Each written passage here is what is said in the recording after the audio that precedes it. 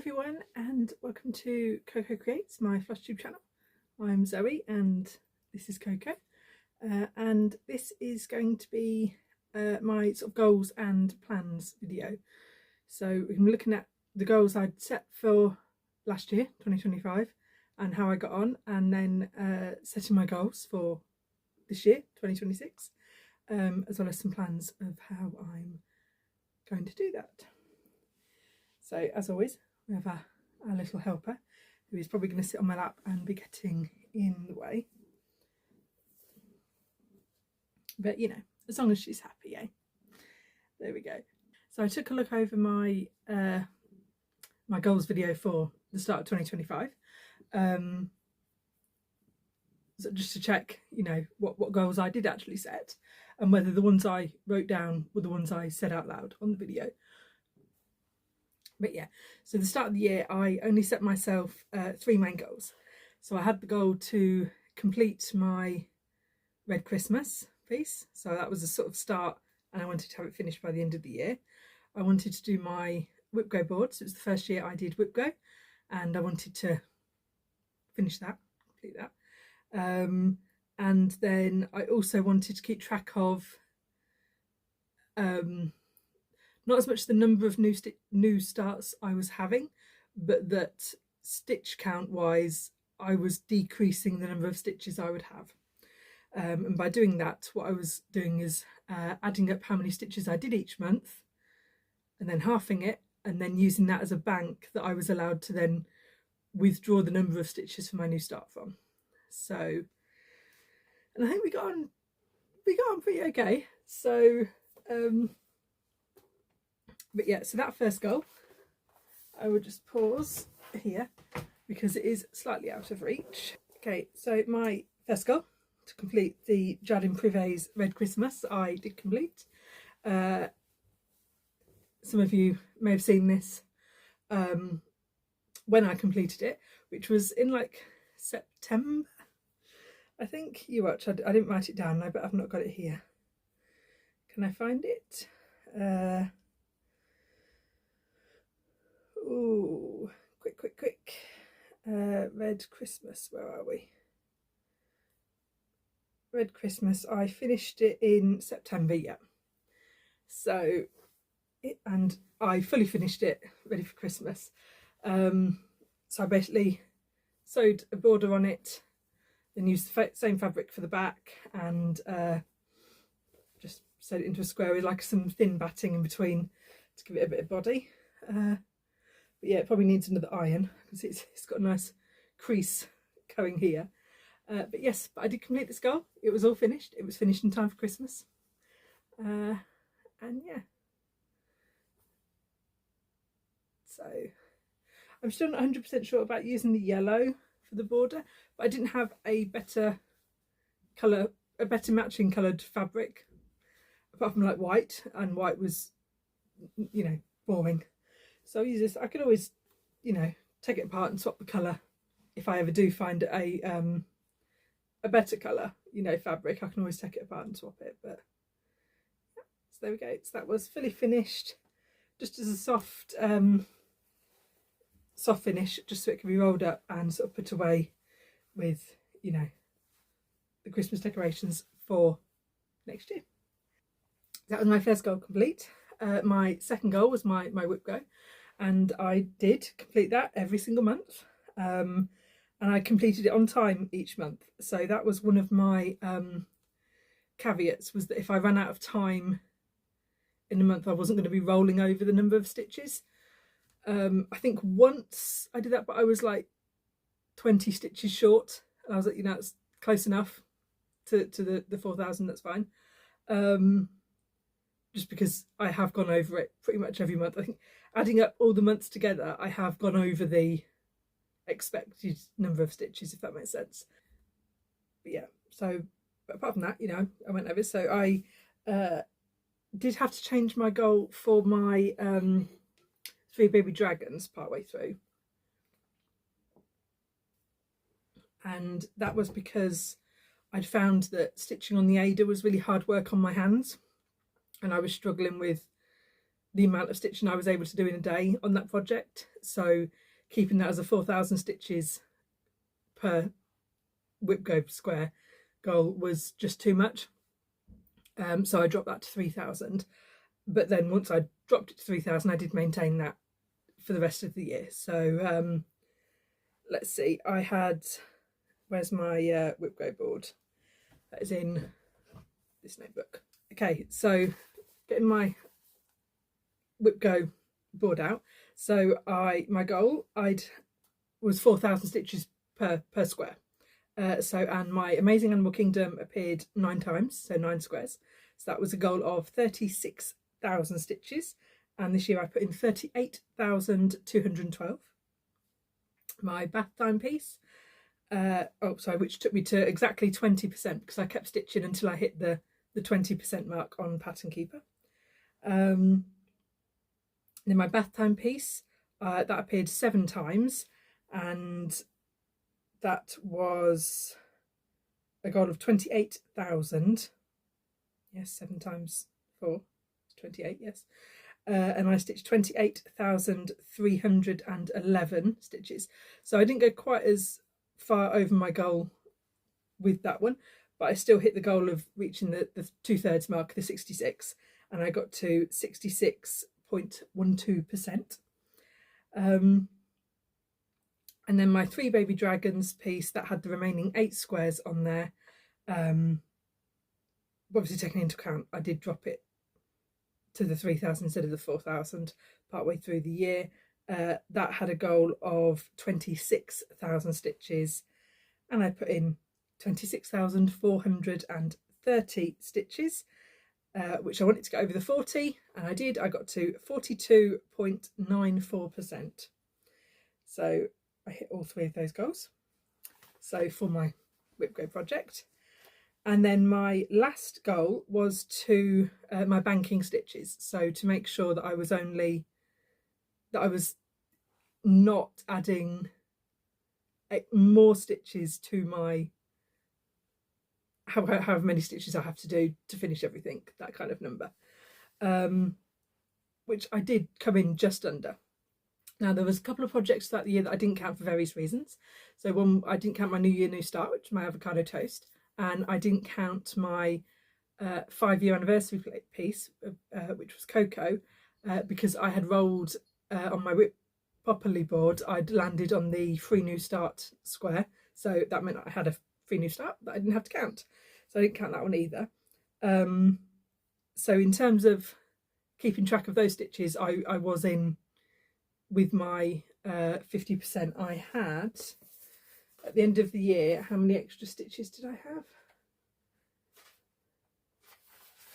have? So I left the year with still 17,276 stitches up in my bank. So I'm still in the green as of the end of the year. However, for the purpose of my percentages, I did want to check that even with those kind of uncounted new starts, have I still managed to decrease my total number of stitches? But like if I add up all the stitches of all the projects I have on the go, has that decreased? And it has, and it has decreased by, where did I put the number? I have managed to decrease that number by 4,463. So only a small amount, but going into 2026, I do have less stitches to do than I did at the start of 2025. So a win's a win. There we go. A couple of other goals I set myself throughout the year. One was that I wanted to reach 200,000 stitches by the end of the year. I set that at my 6-month mark. So at the 6 months, I'd done almost 83,000. And I was like, oh, wouldn't it be fun by the end of the year to have done 200,000? Now, I didn't quite make it, but I did make it to 100 and just shy of 179,000. So I wasn't too far off. I got to 178,906. So I wasn't far off the 200,000 goal, but that will be a goal going into 2026. And days stitched, I wanted to stitch over 300 stitches for the year.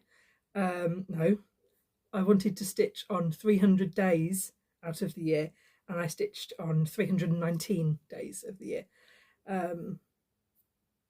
which was good. That was better than expected. Let's see. And so going back to, I suppose, the important part, how many starts and finishes did I actually have? So I had 16 finishes. So that was more than what I had the year before, because the year before I had 13 finishes. So I had 16 finishes, and for new starts, I had 19 new starts. So I had a lot of new starts this year. Last year I only had, by last year I mean 2024. So the year before I only had 8 new starts. So I had more starts this year, but a lot of them were very small. So I did quite a few smalls. You know, I did 2 small sort of ones that were gifted in the winter connection. I started the round robin, which was quite small. I've done a couple of the mill hills, which are quite small. I think I've actually done three mill hills that were small. A little wooden, like heart-shaped pendant thing that was very small. So a lot of those starts were kind of starts and finishes. So I'm not too bothered that I had technically more starts than finishes, because at the end of the year I still have less stitches left to do.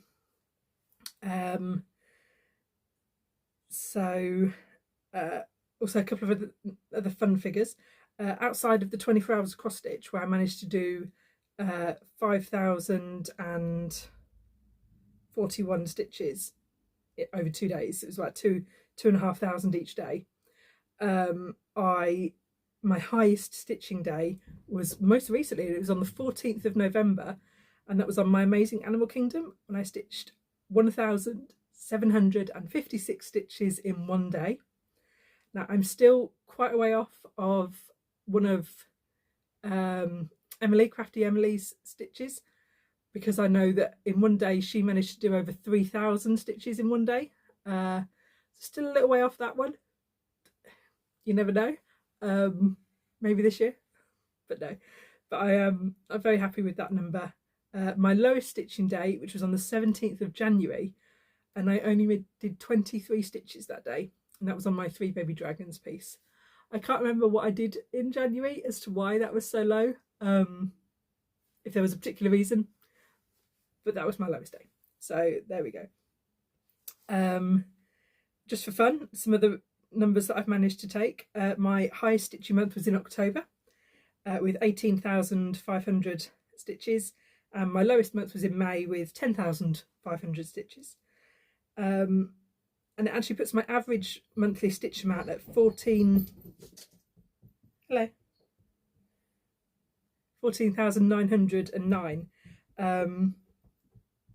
So just under the 15,000 stitches a month, which is quite acceptable. I think next year I'm going for a bit more, because I want to hit the 200,000 mark.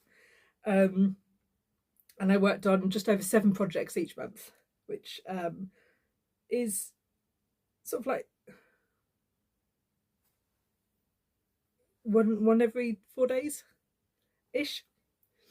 So goals going into 2026. So I've already mentioned my stitchy goal. So I want to hit the 200,000 stitches, which works out to about almost 17,000 a month.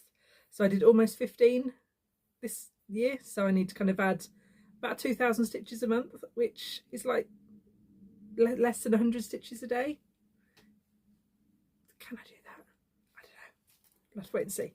But that will be my goal. So obviously by my 6-month sort of review, I'll hope to be at the 100,000 mark.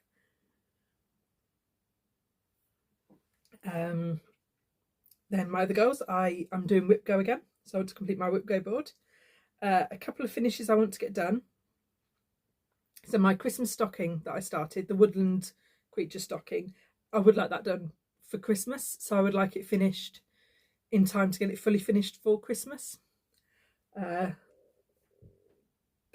That's my goal. At least if I can get it finished by the end of the year, I will be happy. But you know, it would be nice to have it done and ready to be used at Christmas. But yes, and then also I'm going to have a start and finish this year of the Country Cottage Needleworks European Christmas market sale. So I will pop a picture in here because I don't have the like stock photo sort of thing. It's a mystery sale.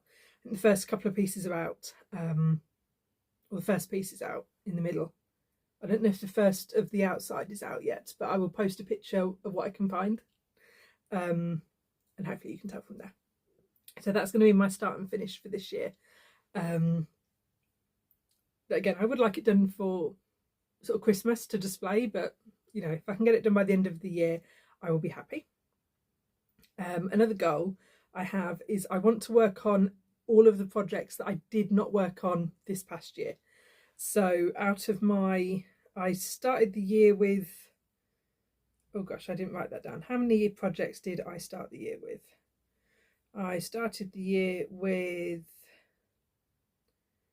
36 projects. That doesn't sound like a lot. So I started the year with 36 projects. But obviously when I had all my new starts on, technically I did work on 40 different projects, but I didn't work on all the WIPs that I'd already had. So there was 15 projects that I did not work on at all in the year, so I didn't pick them up. So I would like to work on those 15 this year, at least pick them up and put, you know, a stitch in, sort of a day's stitching. I'm not getting any project out to put one stitch in, but you know, at least do a day's stitching on it for those 15, which is only just over like one a month. So I'll probably set myself that goal to try and each month, as it gets towards the end of the month, if I've not managed to pick up a project off that list, to make sure to fit it in at least for the last day of the month, just so I can kind of keep on top of that and get them all worked on. So I was speaking to Jenna, the red-headed stitcher, about this, and I thought, well, you know, as I go through on my WIP parade, there were a couple of projects that I'm like, do I still want to finish this? I'm not sure. And then a couple that were like, that I was worried that by the time I did finish it, I might not like it anymore. It's like, I still like it now and I want it finished, but I'm like, it's just taking so long to stitch that I'm worried that if I take too much longer, I won't like it anymore. Does that make sense? So you know how you taste change and you sort of fall out of love with certain things. I'm like, this has been a project for like 5-6 years now. Am I still going to like it if it's going to take me another 5 or 6 years to finish?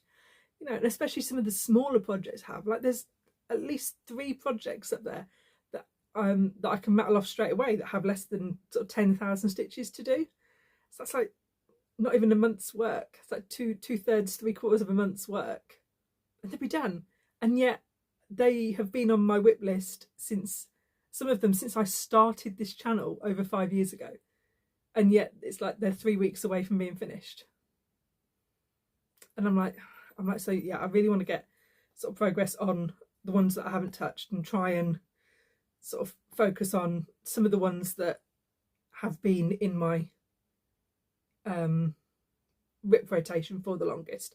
So what I've done in my, how I've written the order of my WIPs on my tracker and everything, is I've actually reordered them into oldest to newest, because before I had them kind of my big ones, my full coverages, and then it kind of went vaguely down in size order, and then the new ones at the bottom. This year what I've done is I've completely reorganized that so that at the top of the list is my oldest WIP, and then going down they just get, you know, newer. So my aim is to sort of try and be finishing from the top of that list. And obviously my Bath Time, my Animal Kingdom, and my full coverages are quite high up on that list. Those I'm not that bothered about, because when I'd chosen those designs, I had planned in my head for them to be taking 5, 10, 20 years. So sort of mentally in my head, I'm not as worried about getting those finished. Obviously I want to keep on top of doing a percentage each year, because if I don't do a small part each year, they'll never get finished. But yeah, but it's those small ones that only have, you know, like a few thousand stitches off. I think there's one project, my oldest project is my mini tea time, wrong calendar, there we go. And that has been here since, where's the start date? 2016 and there's 6,000 stitches to do on it, give or take. That's like a week and a half, 2 weeks. And it's been here since 2016. So it turns 10 this year. Why do I still have that project? Like, why is it not finished yet? Like, so yeah, that is I don't think I haven't put that specifically on my goals, but you know, that one I do want finished. You know what, forget it. I'm going to write that separately. It was written down there, but I'm going to take it off of that piece and I'm going to put it up here as one of my main goals and say finish mini tea time by Soda Stitch. And it turns 10 in at the end of August, so I want to finish by August. There we go. So that is its own separate goal now. But yeah, so they're my 6 main goals, and then I have a couple of smaller goals where I would like to finish my penguin mandala that I've recently started. That's quite a small one, so I want that finished. That one I'm going to be stitching on while I watch Ray Donovan. So I'm going to try and have that out, and then when I watch an episode of that, I will put some stitches into that project and try and link it that way.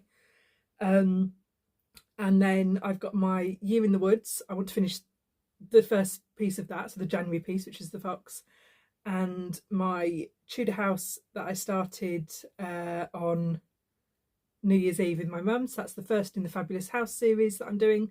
I want to get the first one finished as well. So just a couple of small pieces there that, you know, I want to get finished so that I can start the next one, because I can't start the next one in the series until I've finished that. That's a kind of rule that I've put on myself, that, you know, I need to finish one and then I can start the next in the series. Sort of in the same way that, like with the Christmas market, I'm going to be stitching each piece as they come out. So I won't start the next one until I finish this one, you know, so I will stitch them in pieces. Same as those two. But yes. So they're my goals. Now on to plans.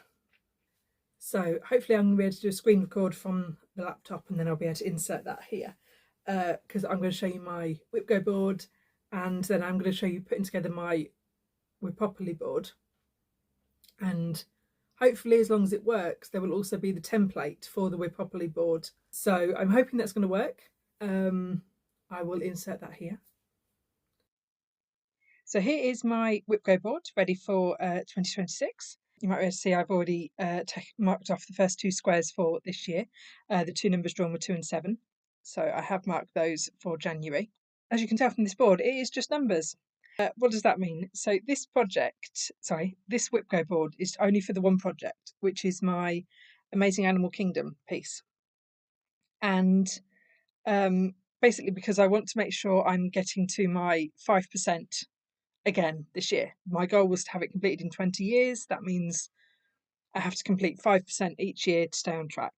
I am a little bit behind, but we're going to go for just the 5% again this year, you know, and sort of try and at least keep, at least not get any further behind on my goal, is the plan. So in order to get 5%, I think I need 38,200-ish stitches. But the easiest way for me to do that was just to round it up to the straight 40,000, and then divide that by the squares. Now, I did have a couple of, you know, I'm in an hour in about which way to organise the squares. I originally was going to have my lowest number in the number 1 square and then my highest number down here. But then I thought, with how the rolls come out, if the middle square gets drawn, because that is sometimes a free square, what Jessie does is she draws a second, you know, a third number, that month. So I thought, well, if the middle square gets drawn and then the 2 highest squares get drawn, then that would work out to almost 8,000 stitches in that month, that goal. And 8,000 has been a really tight goal each month for me to make this year. So I didn't want to do that going forward. So I thought, well, let's just mess all the numbers up and see how we go. So I did make it into a magic square.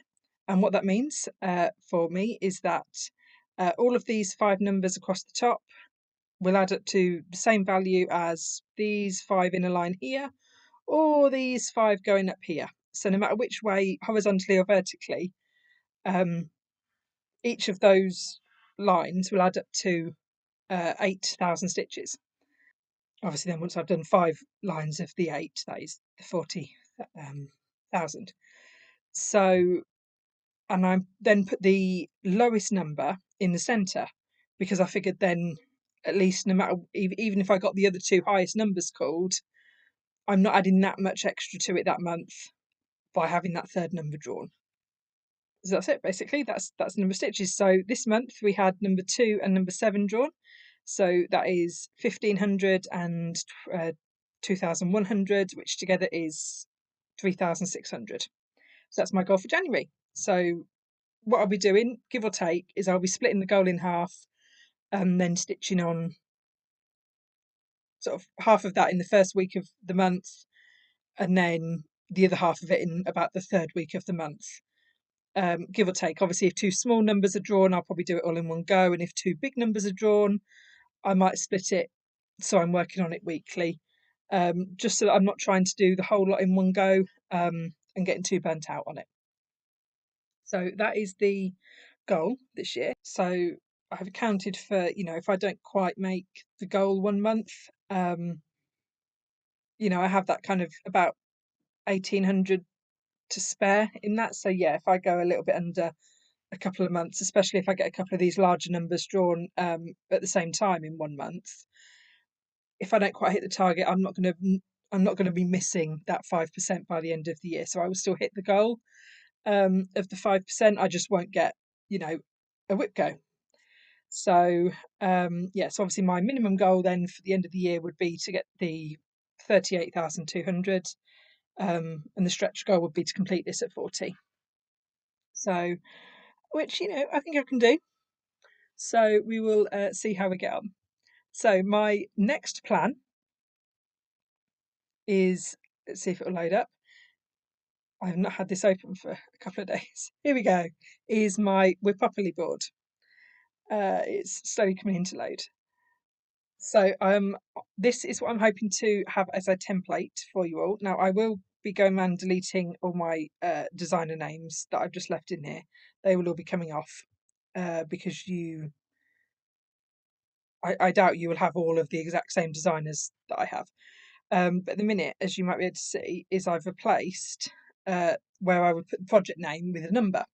Now this number is the price that these would sell at on the original Monopoly board.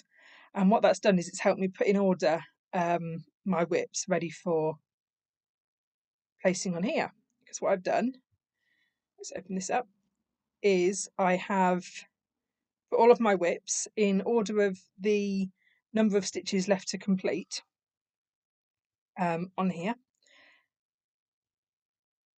apart from a couple that I have my other goals for. So like my Animal Kingdom won't be going on here, my stocking won't be going on here, those bits, because I have a set goal for those each month. But all of mine is on here. You can see a lot of them on here twice. That is because the entire board has 64 squares and I do not have 64 WIPs. So give or take, they're all on here, going to be appearing twice. Now I'm going to try and be putting them on in ascending order as they go around the board, because I think that's a bit more fair, and hopefully we will get to the end and I haven't miscounted. Oh gosh, so many windows. Here we go. Obviously, if you don't care for me talking about this and sort of filling this in, then feel free to skip this part. I will put a timestamp of how long this takes me to do. But I know some of you might like to sit and watch as I fill this in. So basically, where all these numbers are just text boxes. So I hope the clicking isn't too loud. And then the designer is also a text box as well. Now this is going to be a good test because I haven't written the designer in that little list that I have there. So I'm now having to remember the designers.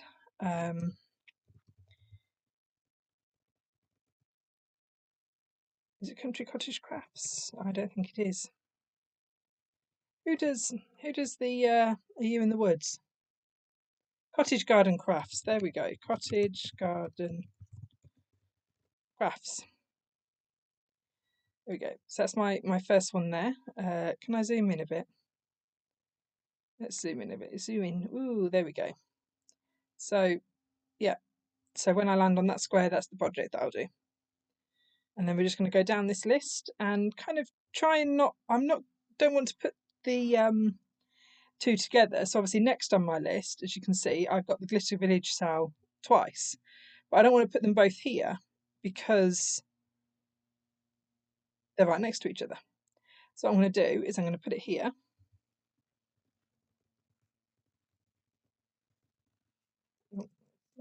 Glitter Village, and I think Glitter Village is Little House Needleworks.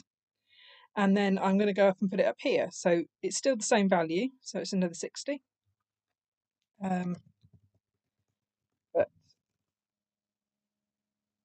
not both together. So mainly because if most dice rolls you're going to jump over them both. So my theory is that I'll have more chance of hitting all of the whips if they are vaguely jumbled up. I don't think it'll work like that, but we can try. So then my next one would be the Dark Queen. This is another goal that I have to get finished. Maybe this year, maybe not. I don't know. Oh, we've got a rainbow pop up there. I don't know what that was. That's an autumn lane.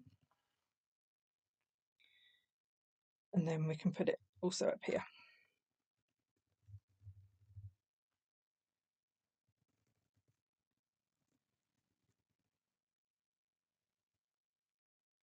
Autumn. As you can see, where some of the text boxes, like that one, is obviously smaller than this one. That's where I've had the previous one on there, and I've just copied over the top. So once I get it set as a template, they will all be exactly the same size in font. So it won't all look quite as jumbled as what mine does. So should we put those both on 13? There we go. Much better. So community chest, I already have my community chest cards sorted and ready to go. That's my free start square. Bus tickets. So here, in the extra large Monopoly board, there is actually 3 sets of tickets to have. So you have your chance, you have your community chest, and you have your travel tokens. And the travel tokens are very much that, go forward 3, go back 3, go to the next corner, those sort of things. And you basically get to keep hold of that until needed. So if ever I land on a square that I really don't want to work on, I will be able to use my travel ticket and zoom to a different place. Then we have the taxi company. Now these I've set as a speed run, so this is basically just to pick a whip, whether it's the one I'm working on or one that I've got a goal on or something that I've not worked on yet. And basically I'm going to roll 1 dice, so one of the D6 regular dice, and that's how many hours I've got to work on the project, and I need to try and get as many stitches into that project as I can in those number of hours, and that's the goal for that one. So then we've got income tax, so I have to add 200 stitches to my next roll instead of £200. Then we're cropping up to my stations, so my amenities, these have their own goal, their own set of projects down. So this one is any sale, so I'll be picking any sale from that was basically either sold as a sale, so like the Christmas Village Christmas market sale that I'm about to start, or the A Year in the Woods sale, so anything that was sold in a monthly piece or any sale that I've started with somebody else. So such as the penguin mandala, I started that with Jenna as a sale, so that would qualify then as well. Then my train station, that is going to be adding 500 stitches to any full coverage that's on my list. Probably wouldn't be the Animal Kingdom because I already have, a set goal each month for that. But basically, any of my other full coverages would be going in there. Or that one. And then if you pass it on an even number, you swap tracks. And if you pass it on an odd number, you just keep going. So that's how that one works. So where are we? Next is I've got mini tea time. See, this one is only going to go on the 90s, if you look here. So what I might have to do is swap these two round so that here it will say mini tea time and high street, and then straight up here will also be mini tea time and high street. And that's what I'm going to do to try and get it split nice and evenly. Now, hopefully, some of these I will be getting finished. Oh look, and I think mini tea time was on that square before because it is a soda stitch. So there we go. No, I'm not cropping, thank you. And then we go on the high street sal. So that was a Little Dove Designs. And then we're going to put those two also up here.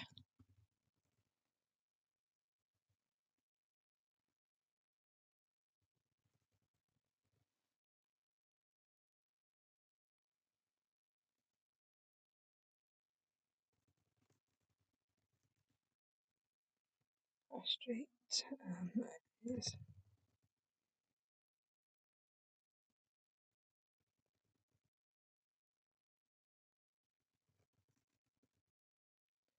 Oh gosh, I can't spell designs. There we go. Little Dove Designs. We've got chance cards. So cable company. So this is another amenity, and this one is going to be the whip that I've got the highest percentage complete on. Offhand, do I know what that is? Let's see. The one that's the highest percentage complete is either my Glitter Village or it'd be my bath time. So it's likely to be one of those when I come to work on it.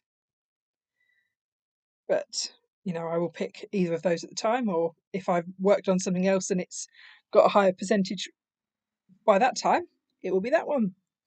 So where are we? We're down to, oops, let's try not to scroll too far. So we've done our high street. So we're on Awakening, which gets 2. So one of those will go here. This is my Bothy Threads piece. Oh, yes, and Bothy.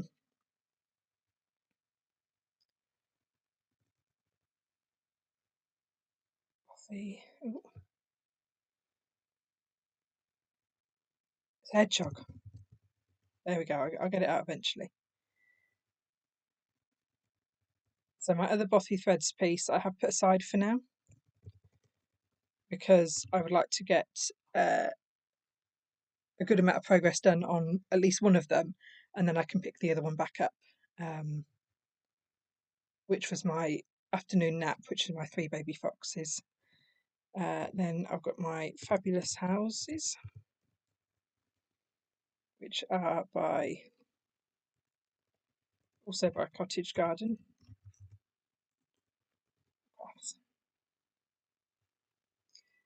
Then we have a corner. I will come and do the centre one in a minute when I get there. Let's see.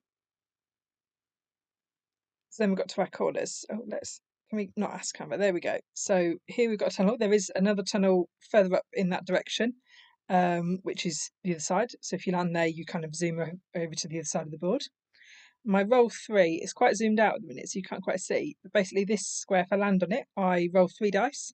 And depending on whether I've got any matches, depends on what I'm adding to the next project that I land on. So next, I have 2 squares that are valued at 130, which neither of those are here. Oh, so let's go off and find those. I think they're around this middle one somewhere. Yes, they are. Here they are. So we've got the maps and mythology, and then the steady thread cell. So the only inconvenience I find with Canva is that trying to type upside down can be a bit disorientating. Oh, Maps and Mythology is by Maria Diaz. Okay, that worked quite well. Obviously, that she was in that square before. And my steady thread, which is my black work Sal, that is actually by the steady thread. I don't know why. I don't know what it's called. I think it was it the 2023? I'm not going to write the year because I don't know what it is. Okay. Oh, now on to 140, which I believe is back over here. Whee! Here we go, back onto the pinks. So we have my other square for the maps and mythology, which is Maria Diaz. And then humans after all, which was a sale by Clouds Factory. I would like when that one's finished. I do have the Women of History of theirs to do, which would be nice to have because it's a similar size. But like with some of my other projects, I'm trying to not start a new piece on the same theme until I've finished piece. So I won't start another Clouds Factory piece until I finish this Clouds Factory piece, that sort of thing. You know, I'm not going to start another my other bossy threads until I finish this one. Just to try and maintain a little bit of order in what we've got here. So now on to the Mermaids of the Sea. This was the talking and typing is really hard. Bella Filipina, which was obviously on that square last year. And now we need another one that's worth 150. So let's go off to find that. I think it was this one. Yes, there we go.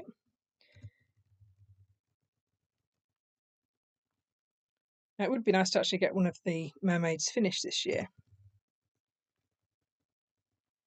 Out of the 4 seasons. We'll see. 160 is next. This is my Wonders of the Solar System, which comparatively has so few stitches that really I should have finished it a long time ago. And this is by Climbing Goat Designs. And then we get it in the next square as well. So Wonders of the Solar System. Climbing Designs. Where are we now? Oh, we're now onto my Arctic Animals Sal. Right, so that gets next 2 squares. So Arctic. Now there's a few changes I'm going to make in this one because I'm not 100% sold on a couple of the bits of the design. So this is by Frosted Pumpkin Stitchery. So the bottom of their where the wording is, I don't quite like the way that's laid out. I don't think the font really fits. And also the colours of the Aurora Borealis above, I also don't think they fit as well. Like, I know when you take photos of the Aurora, it is very green, but I just don't think that green really fits with the rest of the animals and the rest of the cell. So I am looking to maybe just change the colours of that, see how we get on. But yes. Illusion. This is a chameleon. This is another Bossy Threads design. But I can't remember the designer of those offhand. because I don't want them next to each other, so it would be going in the 200 square. However, I don't want those two next to each other, so I will be swapping it with the C in a bottle and just popping it down here in the 210 square.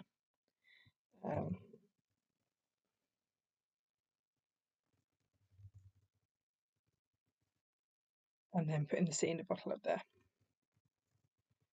Now, I really do like that design by Maria Brovko, but I've done so little on it, it's actually quite sad. Oh, look, Maria Brovko, she was on this square last year. There we go.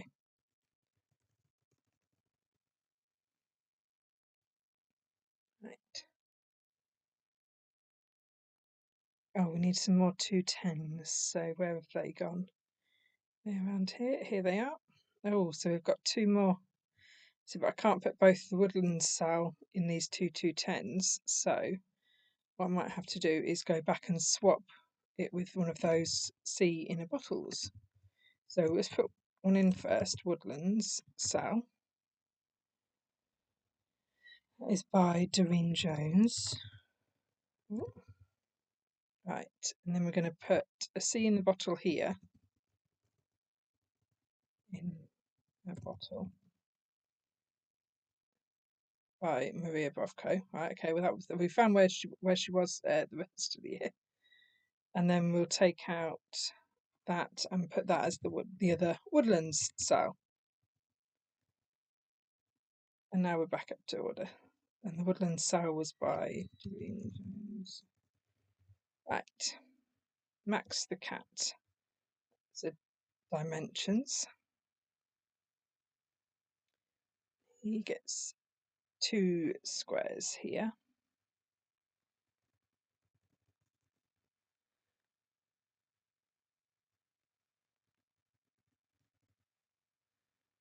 But I don't want him together, so I'll swap him with one of the Cocos, so a 240. So Max the cat can go down here.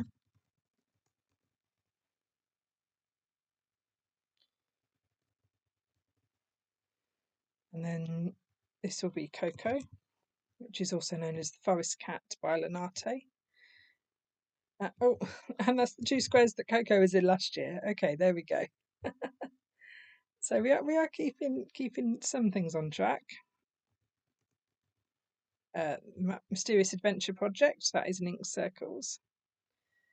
Right, Christmas House. Oh, now this is a piece also by the Steady Thread that they brought out that I did start last night while I was watching the final of, or the latest episodes of Stranger Things. You know, I made this coffee about an hour ago and it is very much cold. I hope your guys' coffees are still warm. Christmas House, 250 and 260. Where's 250? Oh, here we go. We've got 250. So Christmas House, and that's a black work one. So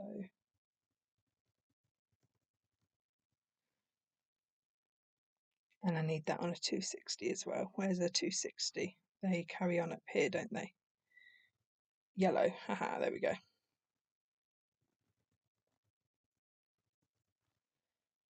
House, and that is by Steady Red. Turkish Angora. Oh, whoops. So the other 260s. Oh, I keep doing the swoop thing on the wrong the wrong side. I think I'm running out of space. No, oh no, 260 and 270. Okay, I misread. So one goes on here. Angora, and that is a DMC. Can you, like, I don't want that little bar there. Right, and then the other one is a 270, which is up here. Turkish Angora. Angora. And it is a DMC. Right, Enchantress of the Abyss. This is my full-size Bella that I've got. So the Mermaids of the Sea were 4 small sort of seasonal mermaids. Enchantress, and she also goes in the 280 square, which I believe is yellow. Yes, it is.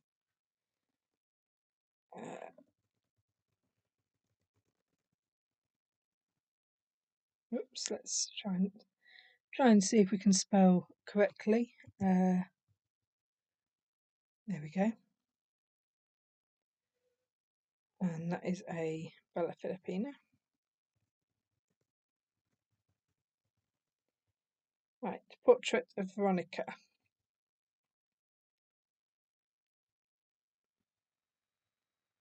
So, yeah, we're up to Portrait of Veronica. So that's my first fancy lady that I started. And that is a Mirabilia. I can never remember how to spell Mirabilia. I'm pretty sure that's not it. Ah, Mirabilia. There we go. So these 4 we will split. There's one of each up here and then one of each in the other place that the 300s appear. So this is going to be avocado toast, which is Carolyn Manning. This is quite a nice one to work on because it's quite monotonous with the shapes. So it's all squares and triangles, and all the squares are the same size and all the triangles are the same size. And it's very much because it's got sort of 4-way like rotational symmetry, so left and right is the same and up and top and bottom is the same. It makes it very easy to just work on without having to think too much about it. So we need to find the other 2 300s. Where are they? Oh, they're on green. Here we go. So one of them is going to be Portrait of Veronica. And I think I spelt portrait wrong. Yes, I did. There we go.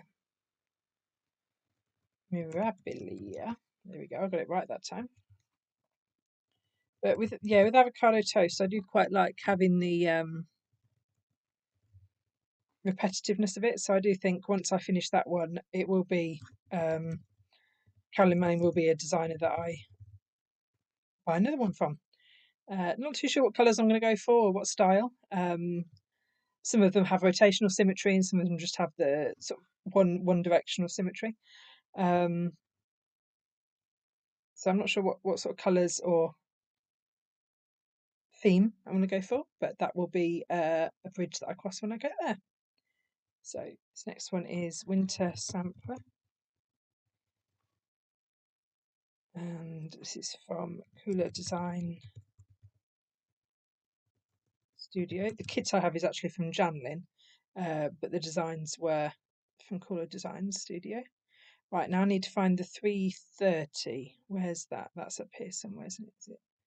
Yes, that one. Winter Sampler. Oh, and that is the correct name, just there. Then next we have my 3 baby dragons. So I didn't have these, I don't think, on my board last year because they were on my WIPGO board. So I didn't feel the need to put them on my WIPopoly board as well because I was already working on them quite a bit. So these are back on here now. Obviously, they will also apply, any just because they're on this board doesn't mean they won't be on my full coverages list. I've forgotten to keep going around and mentioning what my other squares are, so I will do a quick recce of that when we are finished. So just to show what any other squares are going to be. I got a bit distracted with the talking. So now we need to find another 330 for the baby dragons. Let's scroll down. Right, so another 330. I'll be here somewhere. Down here on the black squares. Oh, too far. There we go. So 3 baby dragons. And that is Shiny Suns Designs. And then Kingdom of Books goes on the other 330.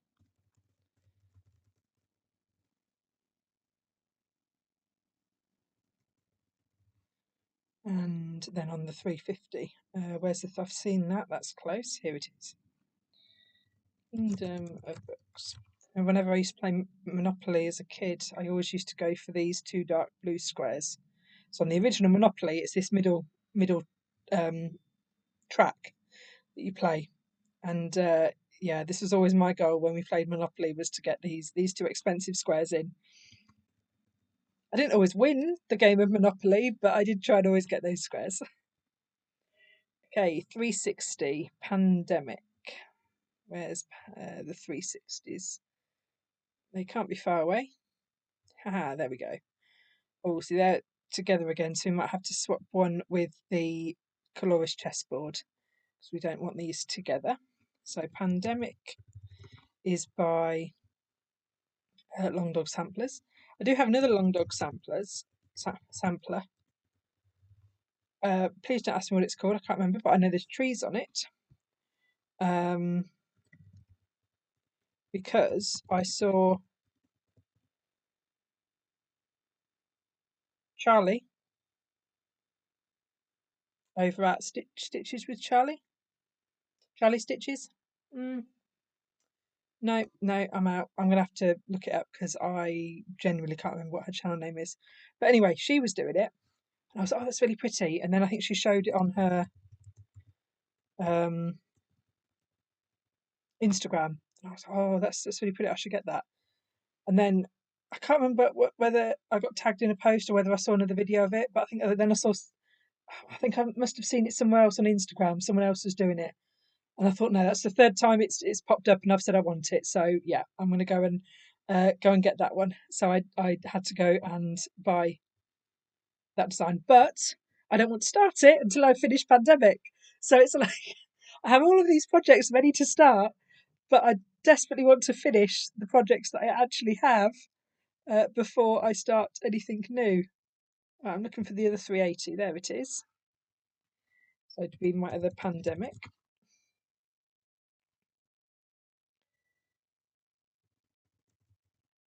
Oh, dog samplers.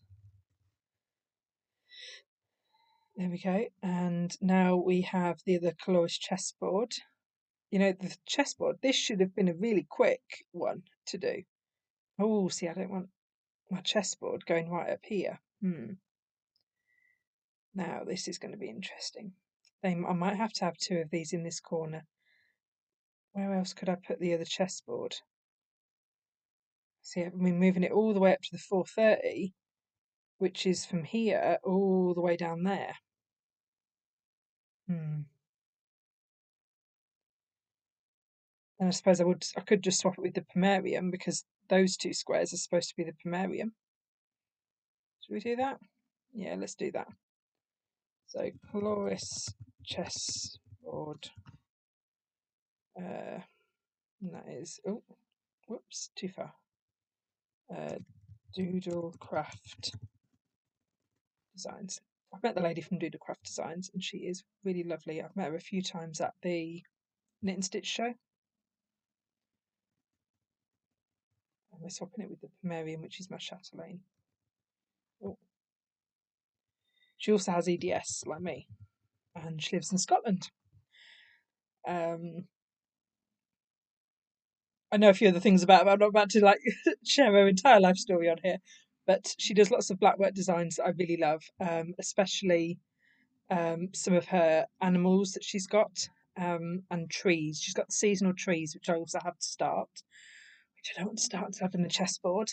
And my mum's got her backgammon board that has all the dragons on. It's really nice to start as well. So we've just done the chessboards. Now we're on to bath time. So bath time goes here. So since bath time is, again, not on my WIPgo board, it is coming onto here. And bath time is by Selena Fennick, which started by Haid, but it's not available on Haid's website anymore. Bath time also goes on the 400. So where's the 400 square? I think that's down here. There it is. Bath time. That is absolutely not how you spell bath time, is it? What did I do wrong? That is how you spell bath time. Bath time is not 2 words. No, thank you. There we go. Making me doubt my own spellings. Oh, terrible. It's Lena Fenwick.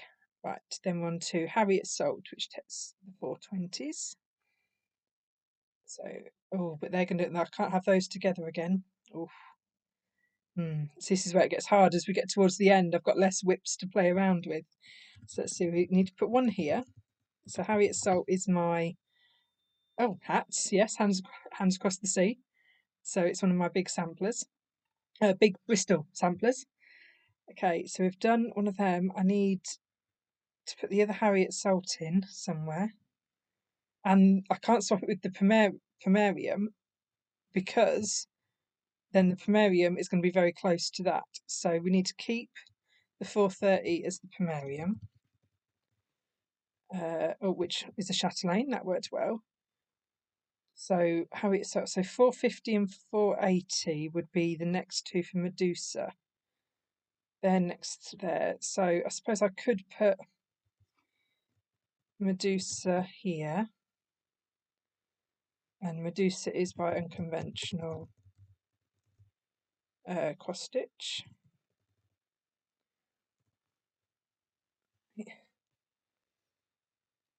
Now, what have we got left? Okay, well, place dimension, they both only appear once.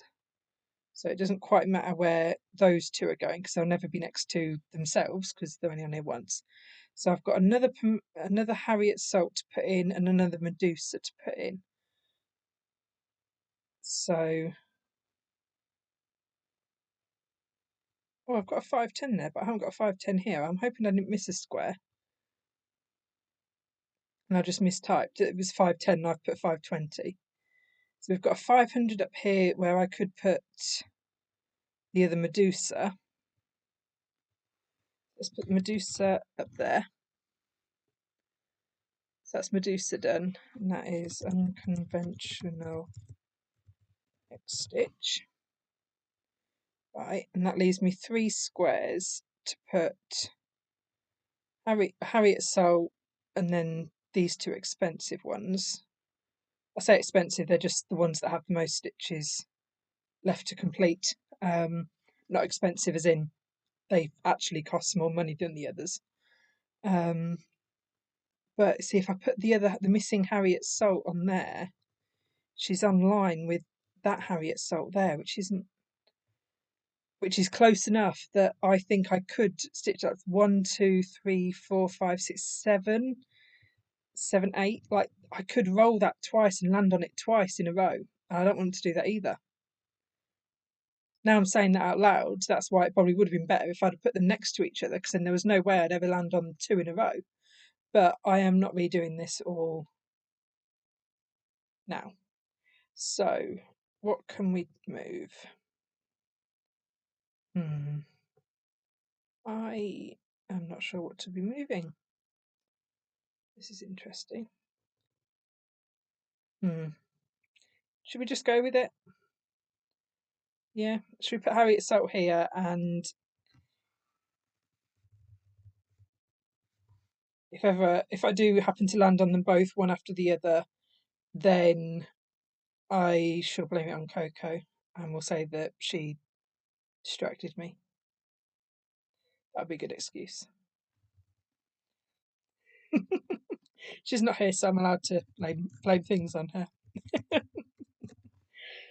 Place du Marche was done by Michael Powell. And last is Market Stall, which is by Ciro Marchetti. It was Market Stall last year. Obviously, it was the biggest project I had left last year. Okay, so let's minimise that and let's. The only problem with doing it, having this little board up here, is I can't. Haha, there we go. Right, I will succeed. Right. Okay, so that is all my buildings, all my streets labelled. So let's just go round. We got to this corner, so let's just have a quick recce of what else was on. Whoops, that is not the, that is the. So this one says, this is my auction square. So I think on the actual board, this would be to auction off a random property, I think. But I've got that I can move to any unworked WIP. So if I land on this square, I can move anywhere on the board, but it has to be a project that I've not picked up so far this year. If I don't have a WIP that I haven't worked on, which I highly doubt it, but you know, if I haven't, then I need to move to the WIP that has the least percentage complete on it, which again I will have from my sort of my actual project tracker that keeps track of my percentages. We did the roll 3. The subway, if I land on that, you travel to any street on the next turn. Where's my swoopy thing? There we go. So I don't know what I'm pointing at the screen for. You can't actually see my fingers pointing. So another amenity. So internet service provider. So this one will be my newest WIP that's gone on the list. The lowest percentage complete WIP. So again, whatever that happens to be at the time. Obviously that would change depending on if I've worked on things and if I've started things. So we'll come a bit further. So again, we have another station. All of the stations are to add 500 stitches to a full coverage, no matter what station it is. They're all that with the same even and odd roll to move. Another taxi. Again, that's another speed run one. Community chests. Now, I know you guys are seeing this upside down, so I will read it out. So this is the stock exchange. So you land on here. You can exchange the next project to a project of your choice. So whichever one I land on, if I don't want to work on it, I can exchange it for any project at all, whether I've worked on it or not. Jail, that is going to operate the same as the jail does on a regular board. So if you land on it, you're just visiting. But if you are sent to jail, either because you picked a chance or a community chest that says go to jail, or I roll 3 doubles in a row, then I get put in jail. And to get out of jail, I have to roll a double. If I don't roll a double, I'm in jail, so I'm stuck with that one project because I can't swap it out for my other projects because they're not in jail with me. So I have to keep working on the same project and roll whatever the dice says. So if it's not a double, I just have to work that number of stitches on it, and then try again. If it is a double, then I get to move out, but I still have to do those number of stitches before I can move across the board again. So that's how my jail's working. So the payday square. So if I pass this on an even numbered roll, I will be adding 300 stitches to the next project that I land on. However, if I pass it on an odd numbered roll, then I have to go and add those 300 stitches into the one that I've just worked on. So I have to pull that back out and put another 300 stitches in it. Then we're going along here, we've got chance squares again. Another station, another taxi, community chest, these all work exactly the same. So the waterworks, this one is going to be my oldest WIP. So at the minute, it is my mini tea time. However, if I happen to have finished that before I land here, then it'll be my bath time. My trash collector, this is going to be my smallest WIP. Again, that will be based on the total stitch count, not the... So the stitch count is in the number of stitches in the project, not the size of the project in inches. Mainly because depending how sparse the project is, you can have a very large project with not many stitches in, or you can have a very small project that's quite full coverage, you know, so I'll basically just be going off the number of stitches that it starts with. Now we're into another corner, so we have another subway. We have the other end of our tunnel, and we have a squeeze plate. So this one is basically you roll 2 dice, 2 regular dice, and depending on what it adds up to, depends how many stitches you're going to be adding to the next project you land on. So if you get a 2, which is snake eyes, or a 12, which is 2 6s, I'll be adding 2,000 stitches onto it because they are the least likely numbers to add. and then it sort of slides down. So if it's a 10 or 11, a 3 or a 4 or 5, or between a 5 and a 9, then there's different number of stitches there, from 50 stitches right up to the 2000, depending on what I roll. Coming down this side, oh, I missed this one here. We've got the gas company. So that one's going to be my largest whip. And again, that will be by stitch count. So now at the minute that is technically my Animal Kingdom, but because that's going to be my largest whip for a long time, for the best part of the next 15 years, I do have a list of my top 3 largest whips. And then at the time I can pick from that, depending on if I've worked on any of them already, or which one I might be more feeling at the time. So if I've worked on 2 out of the 3, then I can pick the third one when I land there, that sort of thing. A tax refund. So this, I get to half the next stitch amount. I'll talk about stitch amounts in a second, actually, because I've not done that yet. Here we've got some more community chest, another ticket, another station. Sewage systems. This is an amenities one. That is, again, that's any SAL to work on. Taxi is the same again with the speed run. Then we've got a birthday gift, so I get to take 100 stitch discount on my next roll as a gift. The reverse direction, so self-explanatory, you reverse direction and just start going around the opposite way around the board. Stitching tax, so I have to add another dice roll to the current whip. So whatever I'm working on, I have to just roll one more dice and do however many stitches that is. So that'll be between 100 and 600. Where are we? And another chance, and then we're back to the go to jail square. So that works the same, go to jail. Discount, sorry, go. I get a discount if I land on it. So I collect a 200 stitch discount when I land on go. I don't know whether to change that one or not. You know, how infrequently I go around the board, I might change that to back to pass. Because I think in my head I'd thought, oh, I'm going to be passing it quite a lot, so I don't want to have be discounting each time, else I'm never going to get any stitches done. But I don't think I've ever, in the entire time of me playing this game, landed on it. And I think this is my 5th year or 6th year of playing. So yeah, so I'd get a 200 stitch discount when you pass go or when you land on go, and that'll be off of the next project that I land on, which technically would be sort of any of these, or coming down the station here. So they're all smaller projects because they're on the bottom of the board. But yes, obviously, unless I land on, say, the community chest square, because that could be a go to such and such a place, and then that's bigger there. And then obviously the free parking, that is my new start square. So if I land on this, I get a completely free start. So no strings attached. There's no counting of the stitches, or oh well, I haven't finished anything, so I can't start anything. No, if I land, not if I pass, if I have to actually land physically on that square, and then I get a free new start of my choice. So I don't have any new starts lined up. I don't think that are ready to go. I have obviously a few projects kitted, but there's none in mind that's like, oh, I want to start such and such next. So that will just be if I land on it, whatever I'm thinking at the time. But yeah, so there is my WIPGO board. No, my WIPopoly board.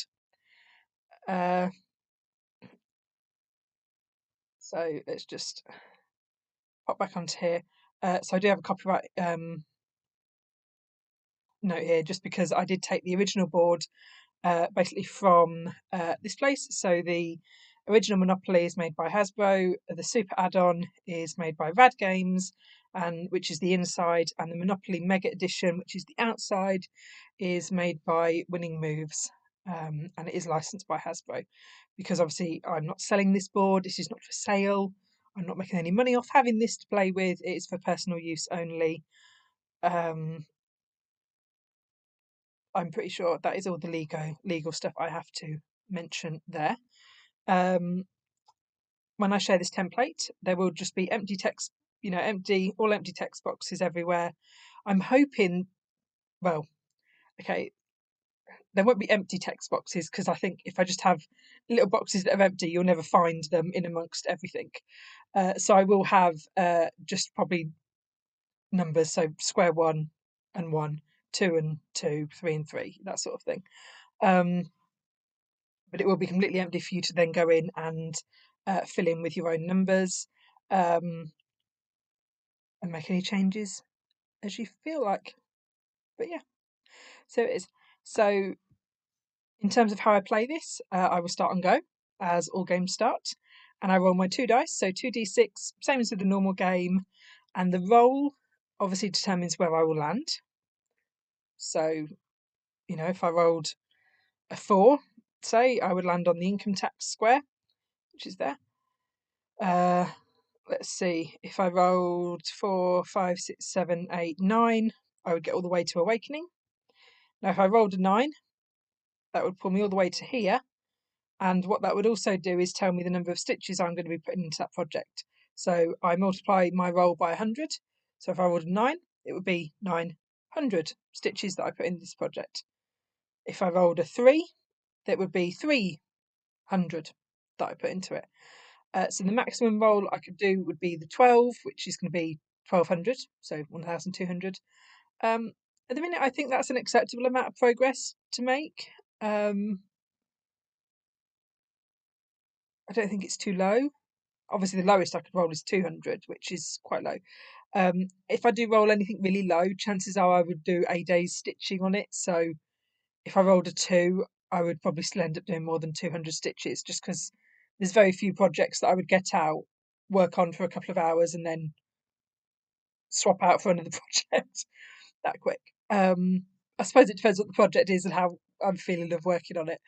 But I think that's what we're going to go with this year. I mean, I could change the size of the dice. I could do two 10s or two 12s, but I think then we're getting into the maximum roll. If I'd had two 12s, two d12s, that would be a maximum of 24, which is 2400. That's a lot of stitches to put in a project in one go. So that's why I'm trying to keep to just the maximum of 12, because I think even a project that I'm not feeling like I want to work on, 1200 stitches isn't that much. That's a couple of days stitching, maybe 3 days if I really don't want to work on it. So which is an acceptable amount for a project that you're like, ugh, because despite the fact I love all these projects, you're still going to have a day when you go to pick up one and you're like, oh, I really don't want to work on confetti, or sort of, oh, if there's one that's a smaller count and think, oh, I can't be bothered to work on like a 56 count this week, but hopefully I will be fine with that. One thing I am going to be doing is marking which squares I land on, though, to try and make sure I work on a wide variety of projects. So then if I land on, say, this Dark Queen, I will be putting a mark on here to say I've landed on her.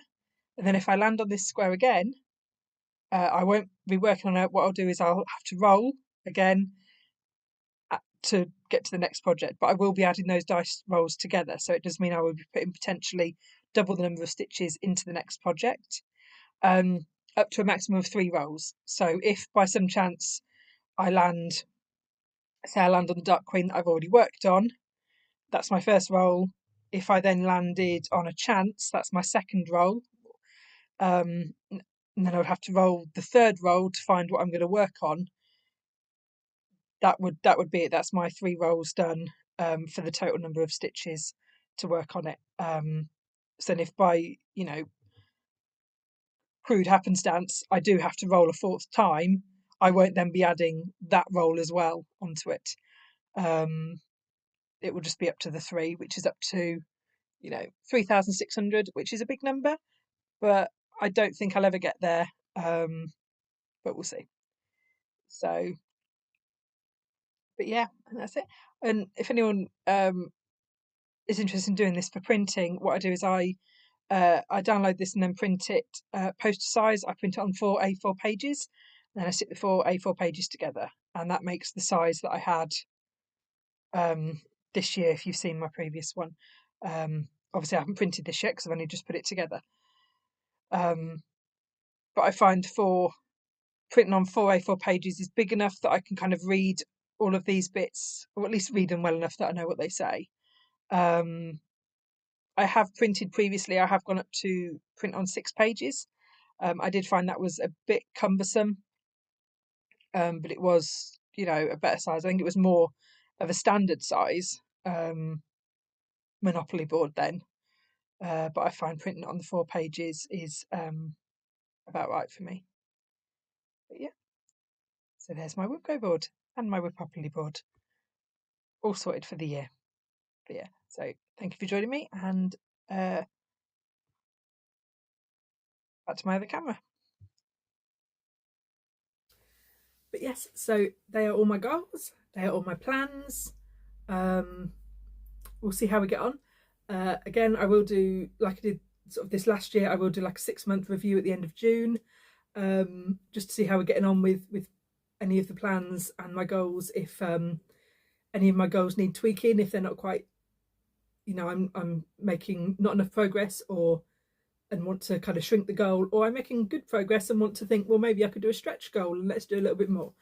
So I'll be revisiting that, and then also my plans, see if they need tweaking or anything, if they're not working, if I don't like them, you know, what's happened with that.